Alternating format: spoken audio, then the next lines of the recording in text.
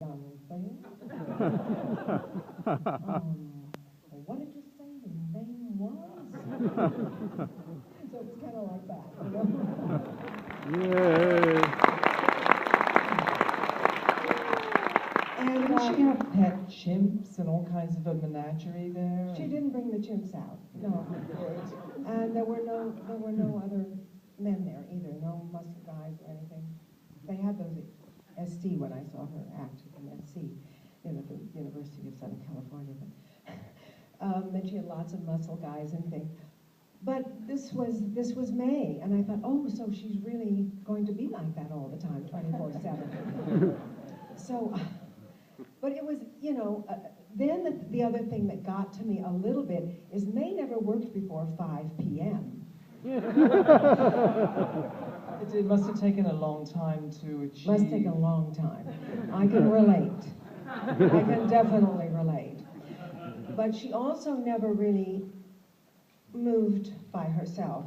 The limousine that brought her to the studio and to her dressing room also brought her onto the set. So the big, huge doors that, you know, they bring the scenery in. Well, she was kind of a piece of scenery, really.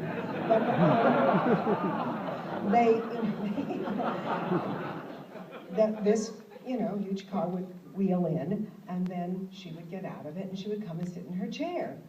And by that time, I also noticed that she wore shoes, you know. Well, I've got the shoes on today, too, but she wore the high shoes and then the placket on top of that, and the long dress, so you really couldn't see what her real height was.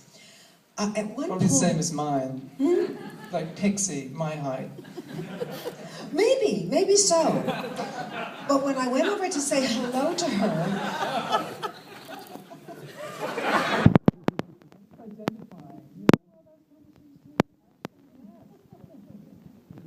but anyway, when I went over to say hello to her again, hi, you know, it's Raquel, remember?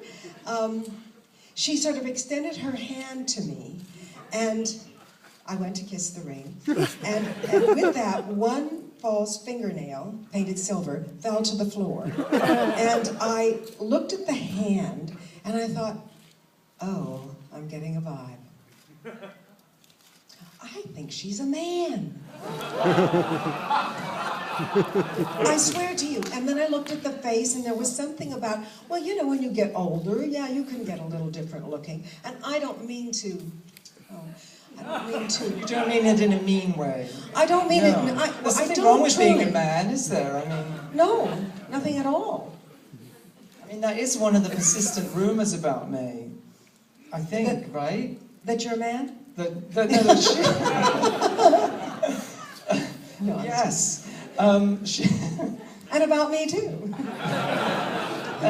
Well, as I was watching it again this morning, I noticed that she's vaguely incomprehensible and long. It's like, can't pick up a lot of the dialogue, and I thought maybe May didn't do retakes. So I wanted to ask you about that. Was she amenable to retakes? I don't know, because she refused to ever appear in the same frame of film with me.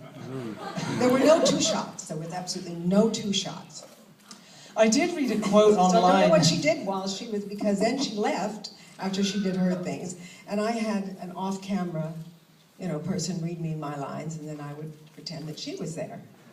But, you know, she needed her rest. It's a very supportive attitude. I like that. Now, I did read a quote from someone online. I wonder who, I can't remember who it was, who said that she resembled, you know, she was a smart and. But of course, resembled a dockyard worker in France. Well, yes, I have to put that to the actor. I mean, at this point in her life, 77, you know, all bets are off. You're not going to get, you know, you're not going to be able to dollar up that much. You know, Well, speaking of Pam, we should also, as many of you know, she was sensationally entrepreneurial and brilliant and innovator in her time, so we should leave on an up note with May. Now well, you listen, mentioned... I don't ever hope to have anything like, you know, her kind of, what she left behind in her legacy. Beulah, So- peel me a grape. I mean, that alone was just Yeah. incredible. So Or you is mentioned you had a gun in your pocket, or you're just happy to see me? now. You mentioned the C word a little while ago. See? Yes, camp. Oh, yes. And I was chatting with Elizabeth Berkley and Carl McLaughlin about making Showgirls. And I said, was there any point when you were making that movie that it dawned on you that this is just getting a titty bit camp? And that you might be in the middle of something bizarre and peculiar that was veering off in a very strange direction. So I just asked you the same question. Was there any point where you thought, oh my God, this is going to be such a demented cult movie? Oh, I was very early on. As soon as I said, well, this isn't Gore's book. This isn't going to be, nobody will understand it. It's just going to be sort of these visual impressions of different things happening. And you string it together, it doesn't spell mother. You know, but Each one is kind of interesting to look at for a while.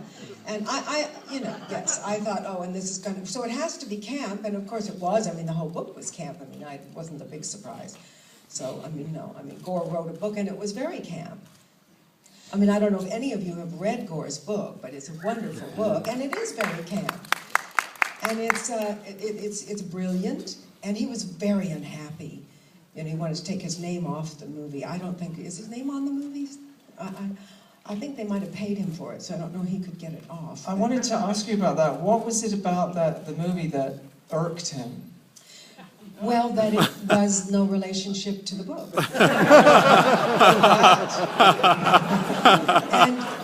and you know, even, I don't think he thought it should be verbatim to the book, but he would have liked it if it would represent the idea and the premise behind the book. A glancing connection with Yes. the book, maybe. Would have been nice. Exactly, glancing, yes. Now, is there any...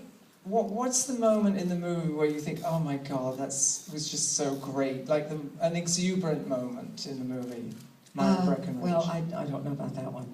I don't know. I mean, I had a couple of costumes I liked. I